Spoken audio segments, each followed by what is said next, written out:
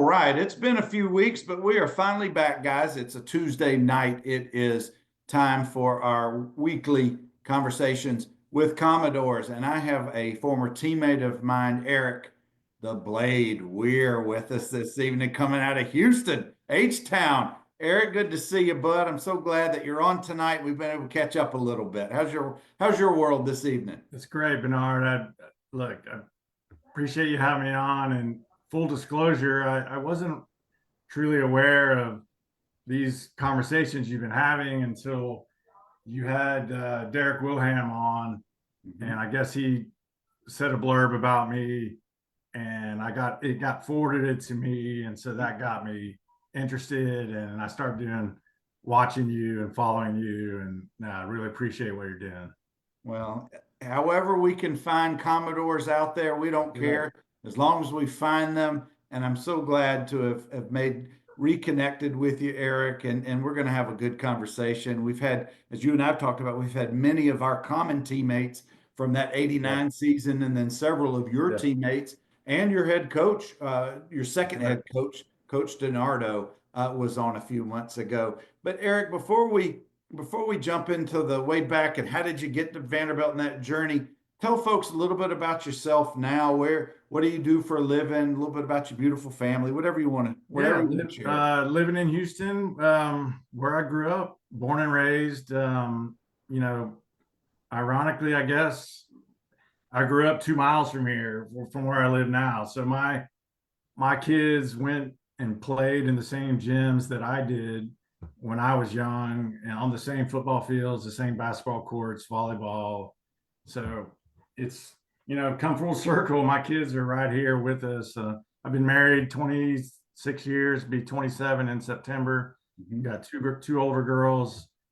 My son is graduating high school this year. He'll be going to the real UT next year, business school at McCombs. Awesome. Work in the oil business, as most people do in Houston. I'm in the oil barge transportation business. We transport oil products on the waterways, ocean going, inland, Mississippi River, Intercoastal Canal. That's it in a nutshell. It isn't, and for those of you who don't know, geographically, Houston's 50, 60, 70 miles from the coast, whatever it is, depending on where you are in Houston, because it's so big. Isn't Houston considered maybe the first or second largest port city in the country? Something like that? I would think it's between us and LA, but I think, Houston's number one for sure. Yeah, absolutely. And guys, you can drive across the city of Houston and it still be, it could be 2 hours without traffic. You can go an hour north, hour south, east and west, and it's still Houston. Yeah, we've kind of annexed all the suburbs around. Oh, it's the size of Rhode Island. Anyway, you can't get anywhere in Houston. No, you really can't. Yeah. But Eric, growing up in Houston, Texas high school football is got to be the toughest and the best in the country. It's well documented over the decades, and I know you played for an awesome program back in your day. But I want you to kind of set the tone from middle school. And you're looking up at guys who are 4 or 5 years older than you, and they're probably some of your sports heroes locally. And did you have that vision that, man, I want to be like that guy or this guy? So that's a great question. So in 1978, we're showing our age a little bit here. Craig James was the running back at the high school when I was 8 years old, and they won the state championship for Stratford High School. And he obviously he was a star player, went on to, star at SMU, went in the pros. But so my group of friends, we started making the chant because we knew we were going to be seniors and playing football in 88. We started making the chant state in 88 when we were 8 years old. Yeah. So we had that dream, and and we did make it to state finals in 88, and actually 87 we lost to Plano in the state finals, and then in '88 we lost in the semifinals.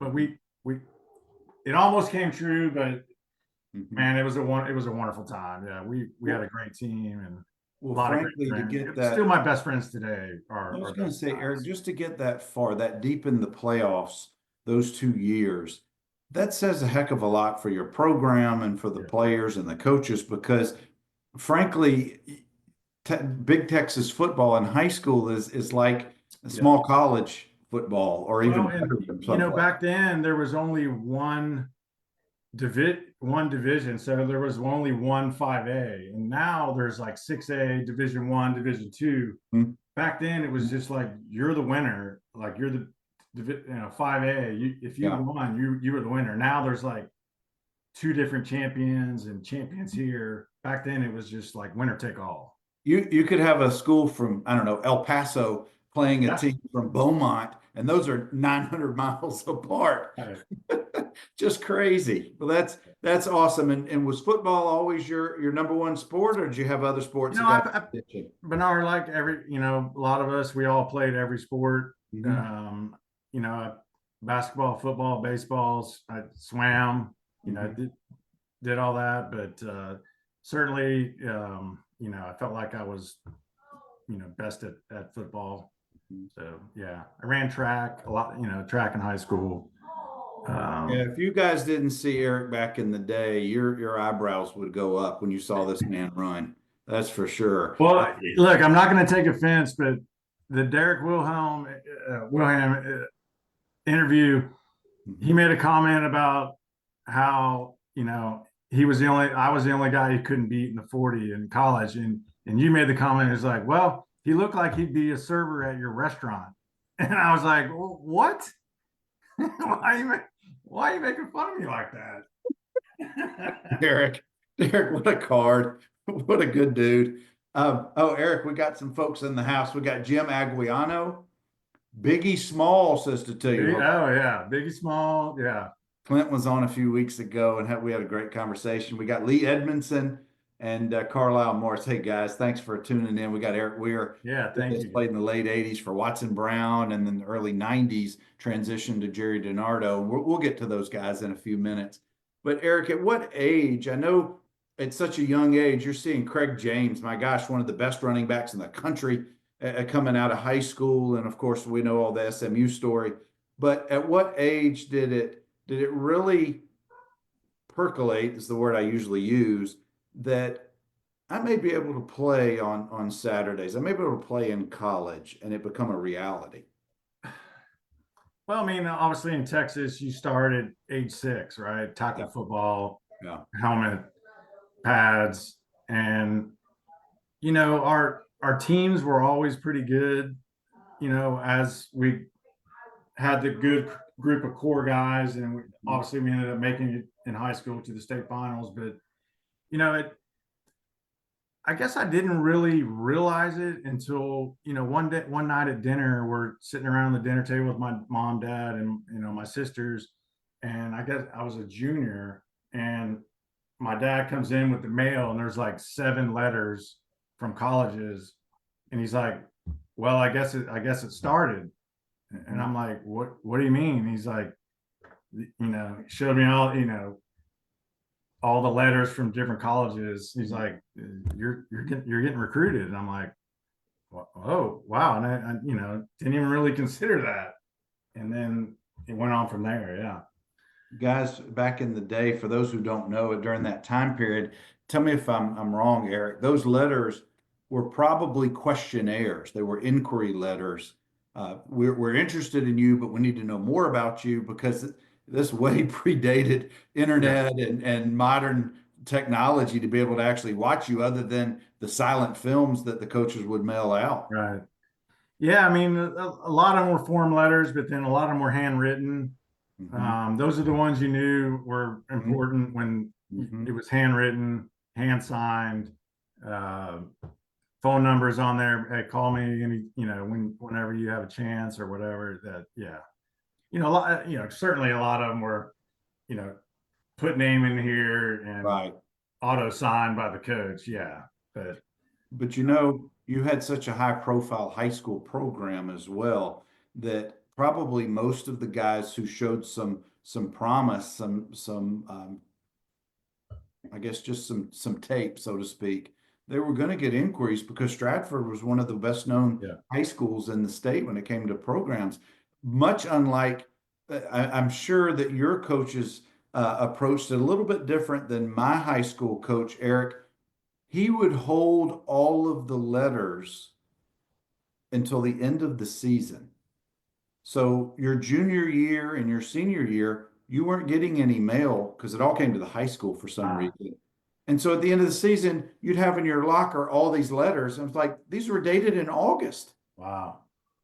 Anyway, that was just our coach's approach. I don't necessarily agree with it, but that's just what he did. Yeah, that's interesting. Yeah.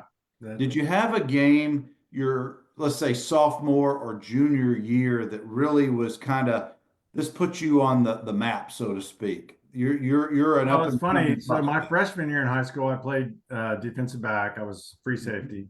Mhm. Um, I s- I was I used to play linebacker like all in junior high, and when I was a freshman, I'm like, I'm starting to get undersized for that role. So I moved to free safety. Mhm. My sophomore year, I actually played quarterback. We ran like the triple option. Mhm. I couldn't throw at all. Like I Mhm. I was horrible. I threw ducks, and so they were going to try to make me quarterback again the next year. I'm like, no. I'm like, I want to play receiver. Mhm. I'm fast. I know I can catch. And then so my junior year was the first year I ever played receiver, Wow. and that was the year we went to the state finals. Mhm. And I had a couple breakout games. Mhm. We had a couple highly ranked programs in the Houston area that we beat, and I had scored touchdowns in. Mhm. Kind of got me noticed as a receiver, and then my senior year, obviously receiver again, and that's what got me propelled for like got noticed. And what schools besides Vanderbilt showed you the most promise or the most So interest? the only school I wanted to go to was University of Texas. My Of sisters had course. gone there. I wanted to go there. I was a Longhorn. Mhm. One of my very best friends, Kevin Watler, was one of the best linebackers in the state on my team. Mhm. He went, Mhm. and I wanted to go, but they wanted me to walk on. Mhm. This was the old Southwest Conference, Right. dating ourselves again. Yeah. So I had offers from every school except UT and A&M. I would never gone to A&M, but I No wanted to go to I respectful, wanted to go no, to no UT. respectful athlete would go to Yeah, A&M back then. I wanted to go to UT. Didn't happen. Mhm. Vanderbilt was aggressively recruiting me. Tennessee came in late. LSU came in late. Um, I made my visit to Vanderbilt, and you, you know how those visits are. They kind of put the pressure on you. Hey, we'd love to have you. We're offering you. What's your decision? And you know, they I'm like, let me think about it. And they're like, well, we have other guys that we may want as well, blah, blah, blah. But anyway, I took my visit to Vanderbilt, came home, thought about it, called him up, said, I'm in. Yeah. Who was So your recruiting coach? the Who? reason the reason I did it Mhm. was one, I wanted to go to UT, didn't happen. Mhm. Two, I'm like, all right, Vanderbilt is in the SEC. It's obviously speaks for itself academically. Mhm. So I was like, let's do something different. So I talked to my dad, parents. I'm like, let's do something different. I'm like, Dad, I'm going. So left and went. And then, yeah, that was it. Well, Vanderbilt's always recruited Houston because there's just so many top athletes that come out of there every year. And back then, we were getting a few guys each year from the Houston or Dallas areas. Who else from your class was from Texas who came in with you? Well, obviously, Mike Gandolfo was my teammate. Mhm. As far as Were there any others? Do you remember? I don't remember. I don't remember any other Texas guys, to be honest. Guys who are watching us tonight, if you remember, just throw them in the comments because I can't remember who all it was. Did you take visits to other schools? I did U of H. This was back when they were it was Jack Pardee and they were running the run and shoot. That was Andre Ware, Andre Ware, yeah. Heisman Trophy winner. So David Klingler, who was Yeah. a Heisman finalist, he was Yeah. a senior in high school when I was a sophomore. Mm-hmm. We ran track together. I wasn't on varsity as a sophomore, so I didn't get to play with him. Mm-hmm. But yeah, so they were a big time program. Up, they were highly ranked, and they were dying to get me. Mm-hmm. But I mean, I was like, I don't want to cross. That was across town. Yeah, I want to branch out. I mean, was that an hour drive or less? Oh, it's less. Yeah. Yeah, it's 20 minutes from here without traffic. Oh, it's even that close. Yeah, wow. it's close. Yeah. So you could have lived at home. Yeah, exactly. So David Klingler, he was a stud athlete, incredible. He got drafted high. He was Heisman Trophy finalist. Oh yeah, yeah. So when I got signed by the Giants and played my first preseason game was against the Bengals when he was the quarterback. So that was pretty cool to meet up with him and catch passes and pregame and reunite like that. It was a cool deal. I bet it was. We're going to come back to that part because I've got a bunch of questions to ask you about the NFL days. But I want to go back to your recruiting time at Vanderbilt. Who was your recruiting coach? Who had Rick Christophel. And Coach Chris was my quarterback coach for 3 years. And he, I don't know if he remained. Was he still quarterback coach when you were there? Yeah. When you came in? Because he transitioned and then, he followed Watson after that and eventually became a Super Bowl champ where he was the tight end coach for the Bucks when he had Gronkowski just a few years ago. And now Coach Chris is happily retired at Lake Oconee in Georgia. We wish him well. All right, you come on did Gandolfo come on the same recruiting visit? He did, yeah. He did. Look. Yes, he did. You at ease. The statute of limitations is long expired for one of you. I'm not saying which one. No, he was on the he was definitely on the same class. I was trying to remember who was my host. It was Andy Mack. Andy Mack was my host. Yeah, Andy was my class, one of my best buds, and still very close with Andy from Memphis. It made sense for him but I can't believe we offered both you and Mike, y'all came on the same visit. Something is amiss there. Something's going on. Yeah, exactly. But Eric, you come to Vanderbilt and we've gone through, if you knew any of the history, 3 different offensive coordinators, 3 different offenses, and 3 different quarterbacks in successive years. And I don't know how much of that was an impression or that you had the knowledge of, but Watson was always known as an innovative offensive mind. Yeah. But that's one of the reasons why I came. Okay.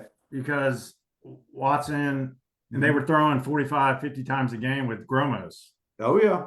Yeah. And so I was like, wow, okay, maybe I can get a lot of reps. And then, so I ended up, I came in and with high hopes, I ended up redshirting my freshman year just because I had kind of a large idea of, maybe I can stay 5 years, get my 5-year MBA, go into Owen. So I had it kind of mapped out the way I wanted it to go, at least potentially. But then, my freshman year, I played in one game. Right. And back then, you had to declare, like you could play, but then there was only a certain amount of plays or whatever before you lose your freshman eligibility. That's right. That's right. I told Watson, I'm like, look, I know you're going to play me, but am I going to, depending on how much I'm going to play. So I decided to redshirt. So that, it's your mentality at that age as an 18-year-old freshman to think I want to be redshirted because I have a 5-year plan here on school. Do you know how rare that is? Do you know how many guys who get told they're being redshirted and get pissed off and just sulk, and then eventually they come to Yeah. realize, well, this is how it's got to be. But that's not the way you came in. I don't know if that's a product of you and your parents coming together with a plan, or you just have this maturity that a lot of us didn't have back then. Well, I mean, look, I mean, we all know that we're not going to make a lot of money playing professional sports. At least Yeah. I knew that, right? I mean, some people are gifted and they do it, but so you got to have a plan. And that was, you know, that was my plan, and it didn't work out, but at least I had a plan that Yeah. I tried, and Just to have a plan, my yeah, friend, because most of us are 18-year-old knuckleheads. Look, yeah, when I did not get drafted by the Braves those 4 straight years coming out of high school, I knew that those days were numbered. I knew I wasn't going to be the shortstop for the Braves in the 90s. So yeah, you're right. You got to pivot. yeah, Let's talk about that freshman experience. You get to Houston, I mean from Houston, you come in and you guys come in a few days ahead of the varsity, and yeah, you get to meet Kelly, the yeah, equipment guy, which we all know is so warm and fuzzy and just treats right, everybody yeah, so right, well. You're getting your grays that have probably been worn for the last 10 yeah. years. You probably had better facilities in high school, frankly. Well, yeah, somewhat. I remember that first introduction, and you're there, and you're meeting all your freshman teammates, but then when you get together with your the whole team and then your teammates, you're like, some of these, you're 18, some of these guys are 22, 21, 23. Yep. You're like, these are grown men. And you're like, then you realize wow, like, hey, we're on a team, but now we're competing. And Mhm. it was you know, it was an adjustment, but Yeah. I loved it as an athlete and a Oh, competitor. how can you But it was not? it was it was just eye opening. Like, wow, I'm in the SEC. I'm at Vanderbilt. I'm playing Alabama, Florida, Tennessee, Georgia, Mhm. and this is how you do it. And And Eric, as big as your crowds were at home, and they were probably yeah, some they of were the big. largest high school crowds in the country, it still doesn't compare to an SEC going to Athens, going to Tuscaloosa, Yeah, going to Neyland. absolutely. I mean, I loved playing on the road because the crowds were bigger, right? Oh yeah, They were massive. yeah, I mean, every stadium we went to was 75 to 100,000. yeah. Give me, I always like to ask, give me your welcome to the SEC moment. So,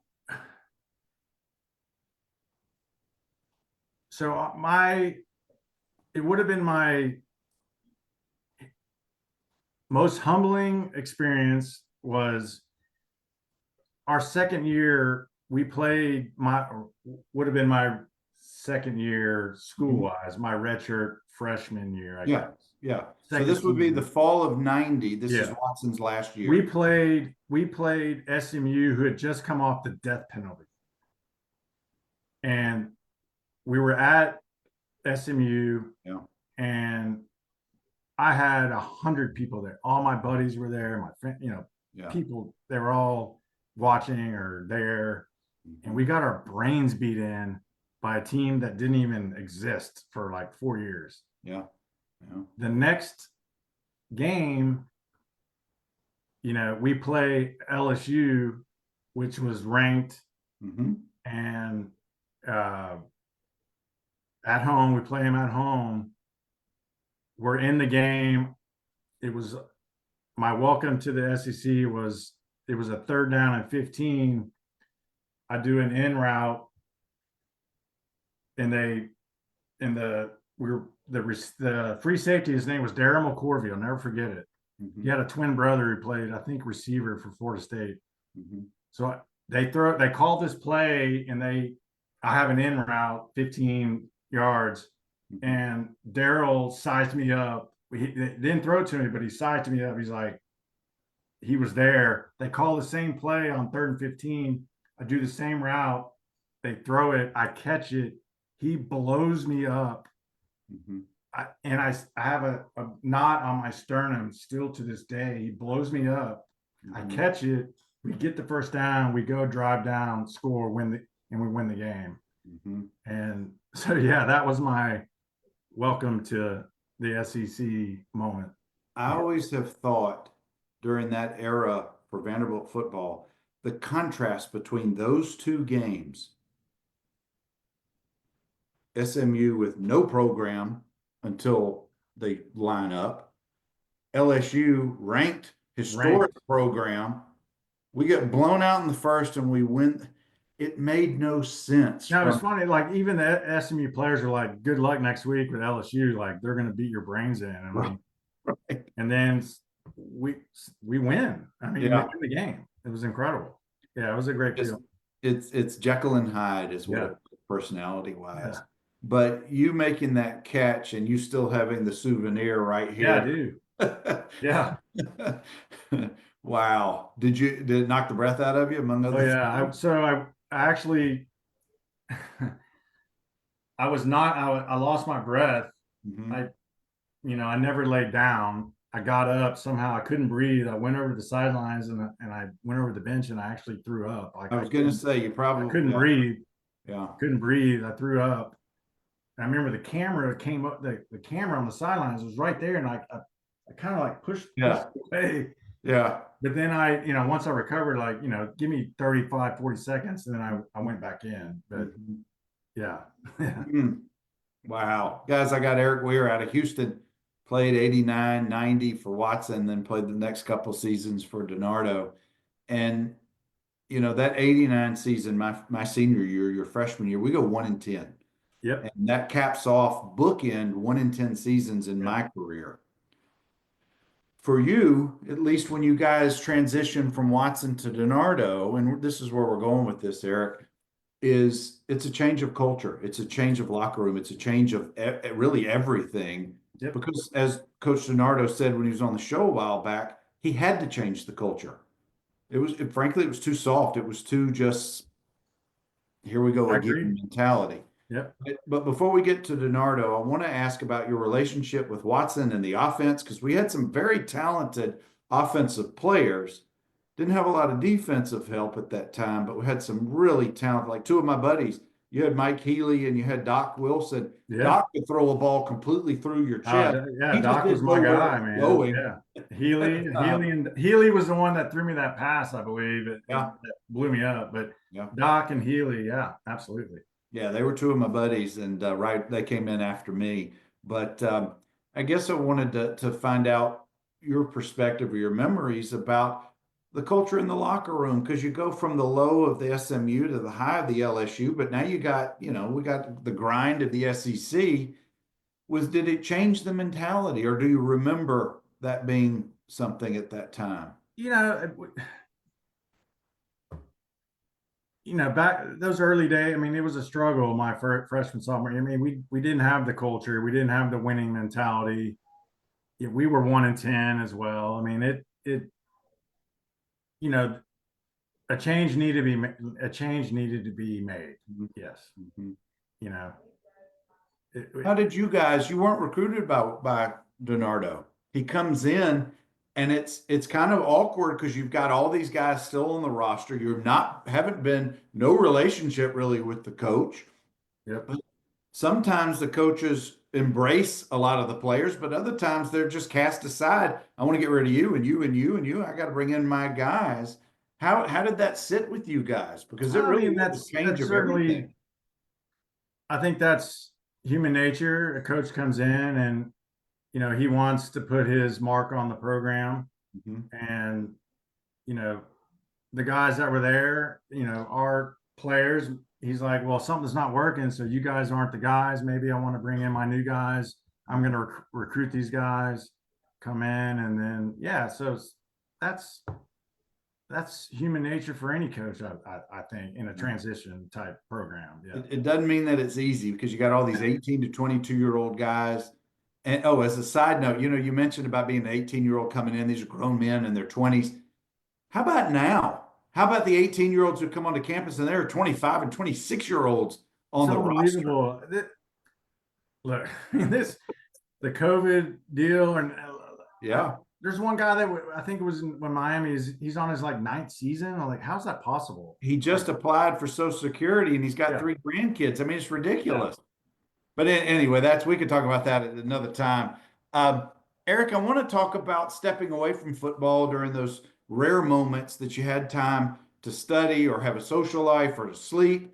Did you, and I always like to ask this, did you stay in what I call the McGugan bubble with all the athletes, and that was kind of your world? Or were you able to get out into the regular population of the kids and socialize and enjoy that part of campus? Man, Bernard, I I was kind of I kept to myself a lot. I didn't, you know, obviously Mike Gandolfo was a good friend of mine. Royce Risser, those two guys, Mhm. they love the microphone. They love the stage. They did it for you. Yeah, man, they did it for me.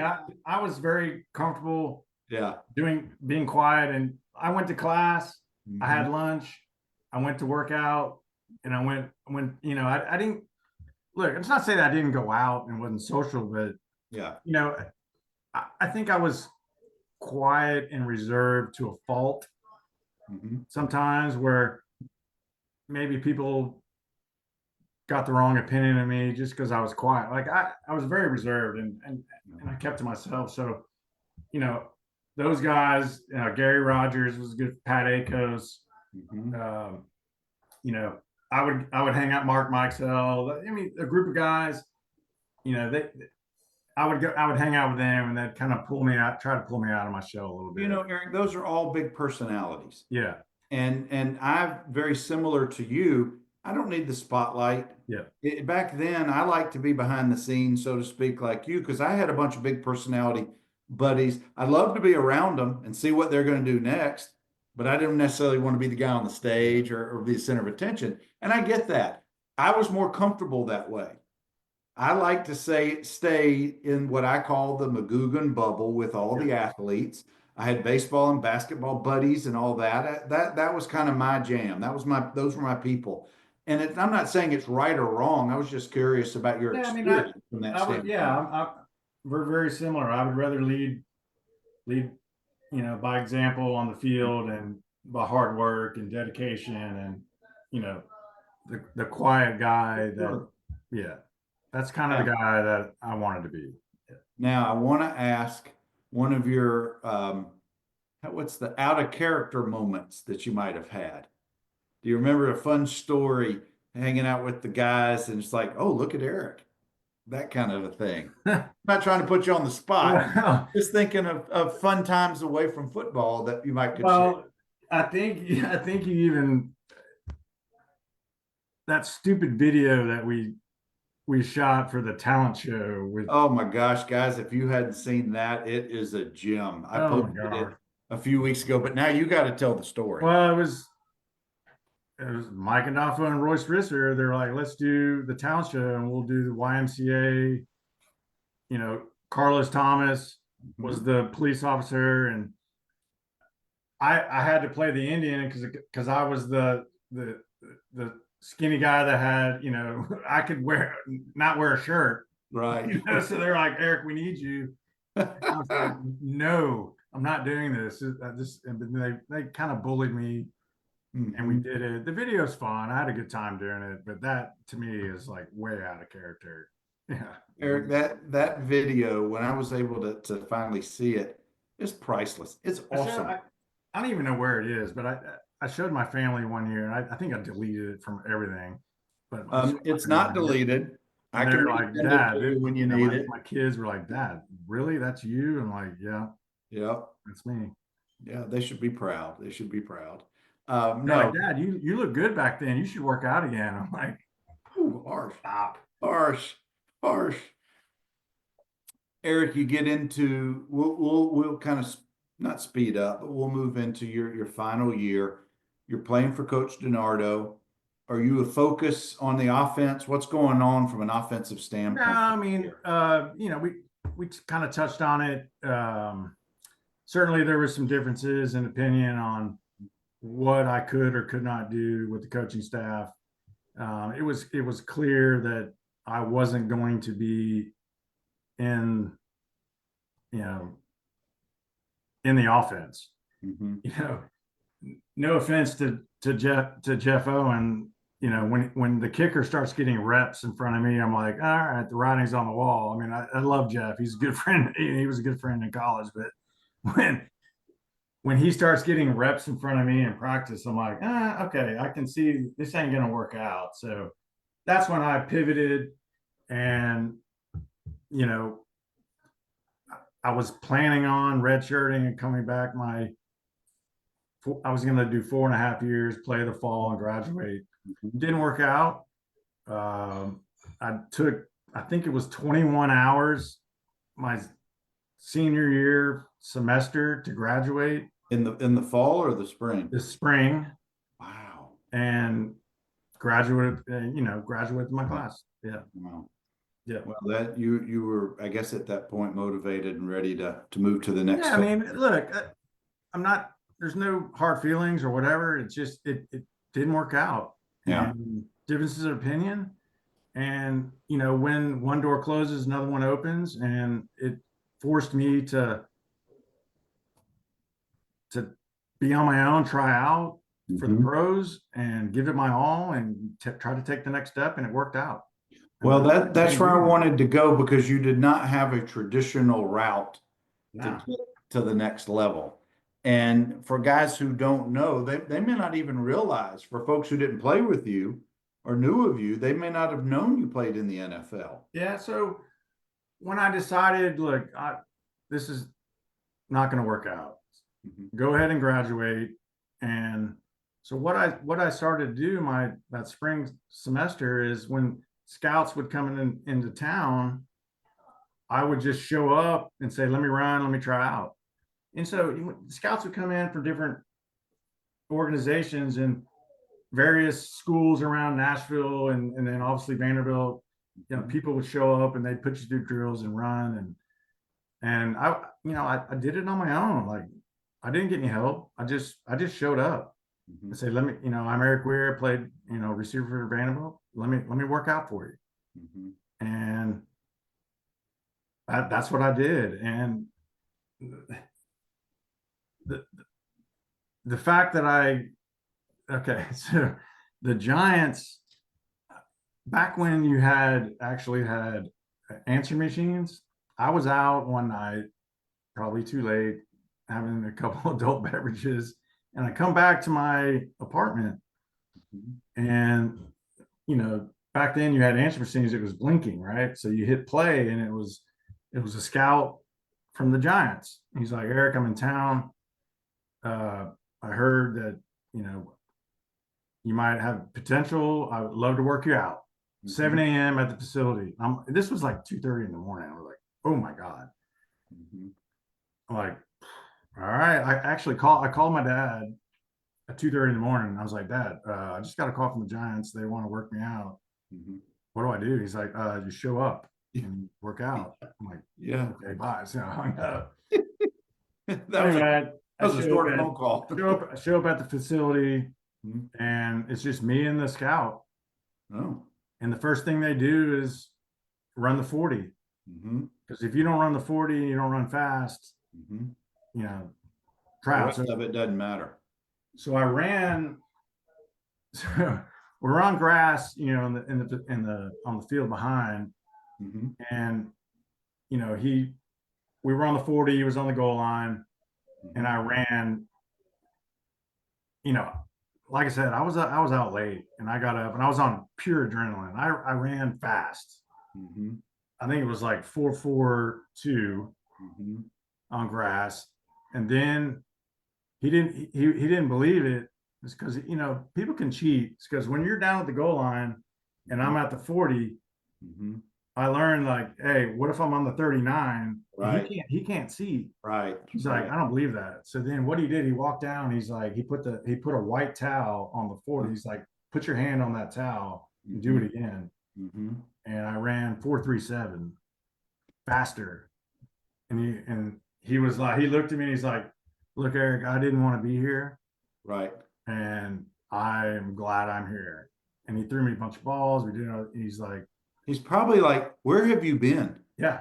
Absolutely. Yeah. 437, that'll get anybody's attention. Yeah. That's for sure. So keep coming forward with the of what happened, because I've got some questions coming up So about I the experience. so I got offers. I wasn't going to get drafted. I made myself eligible for the draft. I wasn't going to get drafted because I had no stats to. So I once the draft was over, then it's a free agent frenzy, Mhm. right? Mhm. So I got offers from the Oilers, dating myself again. To run it, they were running the run and shoot. The Houston Houston Oilers. Oilers. Yeah. So I had offers from Houston, Indianapolis, and then the Giants. Mhm. And certainly being at home playing in Houston was intriguing, but I was like, man, let's go to New York. Let's give it a whirl. And they had been Super Bowl champs 2 years before. Phil Sims was still there. Lawrence Taylor was still there. That was their last year. Yeah. Yeah. So I signed with them, Mhm. and went up there, and that was it. All right, how do I ask this in the right way? I got one of the questions I'm supposed to ask you about you playing cards with Lawrence Taylor on a plane ride home from a Giants game. Well, so Lawrence and I, so Lawrence was just like bigger than life character, and he, I think he was 37 or 38, and I was 23. Right. And I remember the first time I walked in the locker room and I saw him, I was just like, it was just like, it'd be like you seeing Michael Jordan, right? It's just like bigger than life character. Yeah. And my locker and his were kind of catty corner. Mhm. And, I never said a word to him or really didn't talk to him. Mhm. But the thing that I was a good golfer and he loved golf. Mhm. And so, we kind of hit it off because he didn't like that I was better than him and he was a big golfer. I got a great story where we put balls down in the middle of a giant stadium and we were like, what club can you hit it out of the stadium? So we would drop wedges and 5 irons and 4 irons and hit them out of the stadium into the parking lot. Me and him. Wow. Did he have a name for you? Can you say it? No, he didn't have a name. I mean, Did he know your name? oh, of course, yeah. So when he retired, I was the only offensive player to get invited to his retirement party Wow. because we had that. Yeah. I stayed away from him. I didn't bother him, but he loved because we were golfers, and You had something he wanted. yeah. Wow. All right, I got to ask you, do you remember playing cards with him on the plane? Is there any a special story? So yes, so the plane rides can be tricky when you're playing blackjack and cards and whatnot. So there was one time I was dealing because you always kind of want to be the dealer because the dealer always wins typically.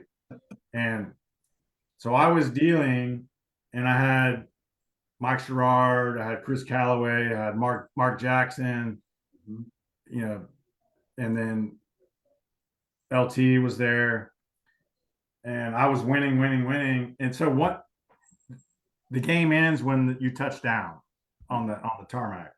So I started getting my butt kicked and they were like, I was slowing down the deal. So to try to get down, and he was so mad. He's like, "You got to deal faster."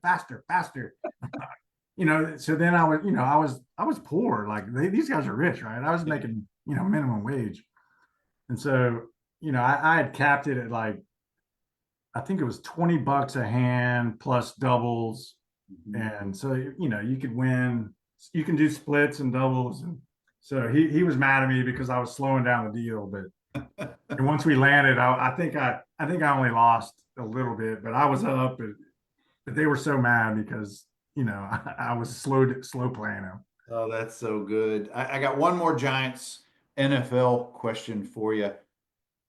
Compare the difference in catching a pass from a collegiate quarterback versus Phil Sims or a pro quarterback. I mean, the difference between being open in college and being open in the pros is dramatically different. Phil Simms threw a great soft ball. Dave Brown, which is still a dear friend of mine, he was the quarterback that followed Phil. He was number one pick out of Duke. Vanderbilt played Duke. I think, yeah, we joke about it. It was like the pillow fight, Duke versus Vanderbilt. We laugh about it, but yeah, Dave. So Dave threw a wobbly ball. He never threw like a spiral, but the difference is the completion percentage, the windows, the ball was always there. Certainly you're going to have to make adjustments and do that. But the difference between college and pro is you're the guys on your shoulder, you're still open in the pros if they put the ball in the right spot. I was going to say it's probably accuracy as much as anything. Is 100%. Yeah. Yeah. Peyton Manning never threw. Everybody's open in college. Right. Relatively speaking. Yeah. Peyton Manning never threw a pretty ball, but he just knew where to put it. So yeah, I get that, but not everybody also throws as hard as John Elway or Marcus Wilson. Right. Well, Eric, let's come back. We got just a couple more minutes. Let's come back to Vanderbilt for the last part of this. What was it about Vanderbilt that you really enjoyed the experience, whether it was football or or whatever? I enjoy the camaraderie, man. That's what all athletes do: the locker room, the friends, and the teammates, and the working out, the struggles, and the weight room, and just persevering. Look, so my worst grades was my first semester freshman year. I didn't know what it's the learning aspect of trying to become a student athlete and figuring out becoming into an adult was, to me, I mean, I feel like it was a incredible learning experience that you can't duplicate. I mean, being a student, being in a locker room, having those friends, those lifelong friends, even though I haven't seen them or kept in touch, I guarantee you, I show up today or tomorrow or the next day and they're in the room, it'd be like it was yesterday, like we were still in college. That's the part that makes me sad that I haven't kept up and kept in contact with these guys. But man, it was an honor to be there, and it was a lifelong dream. It was great. Isn't it amazing how when you're going through all of it, it seems like the days are so long and you're there for so long. And now you fast forward family life, you're into your career, and so much time has gone by. But in your mind, at least for me, I could easily go back to my group of dudes, just like you just described, just pick back up and probably one or two words or remember this or that. And you guys are 19 again. Absolutely. And you're thinking about something on campus that was funny. Now, I went back to my 15-year reunion, and it was like it was yesterday when you meet up with the guys. I didn't go. I didn't work out for my 30th. I couldn't make it, but I'm looking forward to the next one because I know when I see people, it'll be just like it was college. Well, I know you're looking forward to Halloween weekend. If your son's in Austin, and the Commodores come to Austin to play, there's a whole bunch of former ball players there. We'll be there. Yeah, it should be fun. We should have won that game this past year. I was at the game. We didn't play our best and still had an opportunity to win that game. Definitely. Yeah, we'll be there for sure. Did you follow the team in the last? I think my wife's going to move there because that's her little boy. I think she's looking for apartments. No doubt. But Eric, gosh, this has been so much fun for me. I really appreciate you spending some time and just taking a trip down memory lane a little bit. Yeah, Bernard, look, like I said, I mean, it makes me feel sad a little bit that I missed the guys and missed talking to people and going through, your conversations and listening to them and getting caught up. getting caught up with the guys that I was there with. It's special. It means a lot. I really appreciate what you're doing, man. It means a Well, lot. you're most welcome. I've told you, as I tell everybody, it's a labor of love. I love catching up with teammates and making new teammates along the way. By the way, Clint is hosting a tailgate that we all need to go to for Oh that. yeah, That is going to be a fun time. But Eric, that's why I do these. That's why I've been doing them for 5+ years. We're going to keep doing them. I may have a few sprinkled in the next couple of months, but by and large, I'm taking a break until August. right. But keep coming back on Tuesdays or check back in our Facebook Absolutely. group. I post when we're going to do these. Eric, hang on just a second. Let me sign off. But guys, continue to enjoy your spring and summer. Looking forward to this fall. It's going to be a fun football season. Anchor down. Thank you, Bernard. Appreciate it.